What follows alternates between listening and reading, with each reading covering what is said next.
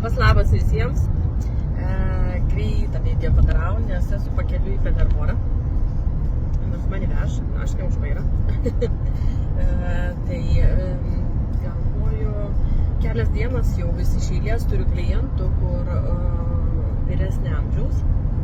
Ir dar šiandien važiuosiu pas, kaip prisistatė senjorė, nežinau kiek metų klientai iš tikrųjų, bet šiandien dar Peterborę aplankysiu dar vieną moterytę. Ir tiesiog galvoju pasidalinti, kad yra galimybė apsidrausti ir vyresniam amžiui. Kai vyresnio amžiaus žmogus jau turi ligų lygelių ir tokių, sakykime, nejokingų, rimtesnių reikalų, širdies problemų, diabetai, aukšti spaudimai, aukšto lygio cholesterolio kiekis, sakykime, turėjau net asmenį, kuris buvo su širdies angina, tai jau sudėtinga būtų pasidaryti draudimus. Tai yra tų visokių niuansų visokių, ir kartais tikrai ne kiekvienam beišin padaryti tą gyvybės draudimą. Bet, tai yra bet ir tokie mano klientai vis tiek gali turėti draudimus, todėl kad yra keli skirtingi produktai skirti vyresnio amžiaus žmonėm, yra keli produktai skirti, kad ir jaunesni, bet su dideliom ligom, tai yra garantuoti draudimai.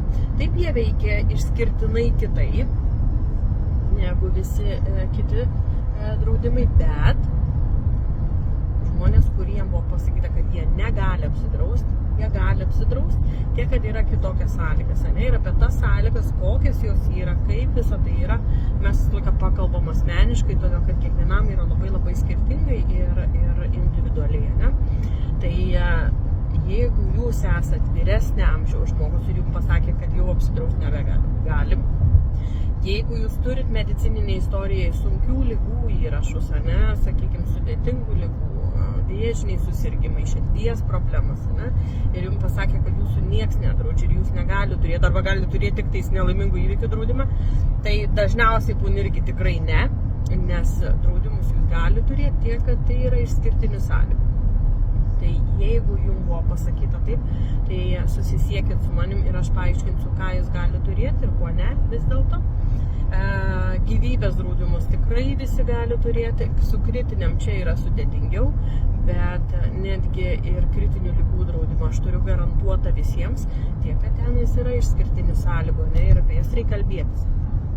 Tai jeigu kas norėtume, tai parašykit man ir mes būtinai suderinsim pokalbį, būtinai susisieksim ir apie viską pakalbėsim.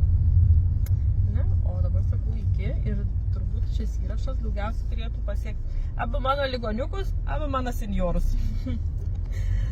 Bet kokiu atveju žinot verta, žinot naudinga ir apie viską mes galim apkalbėti, susitikime. Viskas, sakau, iki, lėkiu Peterborą ir susitiksim su kai kuriais iš jūsų, kurie žinau, kad žiūri mano video dar šiandien. Viskas.